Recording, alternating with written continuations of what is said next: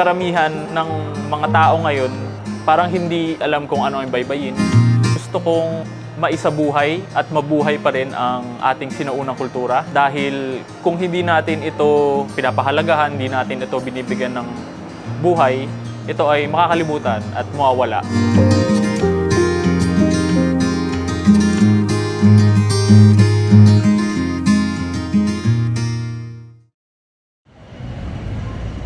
Ako si Taipan Lucero. Ako ay isang baybayin calligraphist na ang sining ko ay tinatawag kong Calligraphy Filipino. Ito ay yung fine art interpretation ng ating sinaunang sulat. Ang baybayin ay isang 17 or 18 character na alpha syllabary. Iba siya sa alphabet dahil ang alpha syllabary may kasama siyang vowel na consonant at vowel na magkasama automatically. So lahat ng mga characters natin ay, again, alpha syllabary. Baka, daga, ha.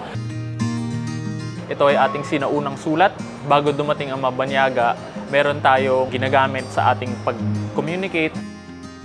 Patunay nito ay ang doktrina Kristiyana. Ito ay isang parang medyo early Bible na ginagamit para turuan ng Kristyanismo ang ating mga ninuno.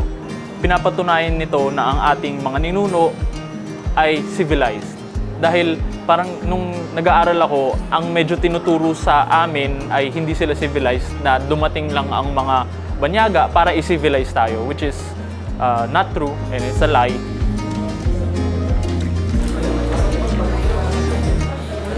Sinubukan kong maghanap ng kung meron man formal na nagtuturo nito, pero parang halos wala masyado.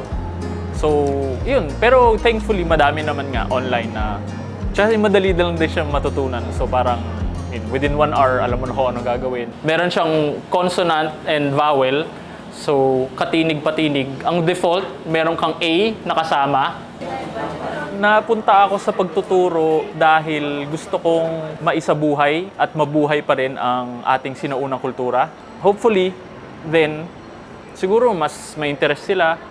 Makaka-inspire ito, makaka-ignite ng siguro passion or some elevated sense of nationalism or love for our culture, love for our history, ganun. Tol, napuputol. Ayan. Paunahan ko sinong unang tama. Check ko muna.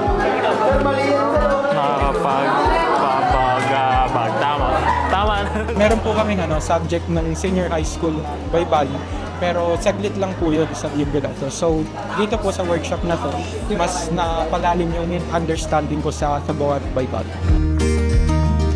Para sa akin, napaka-importanting i-impart ito sa kabataan dahil ito ay nagsisignify kung gaano ka-rich and civilized ng ating mga ninuno. Dapat pinapahalagan natin ating history, ang ating past ng ating mga ninuno.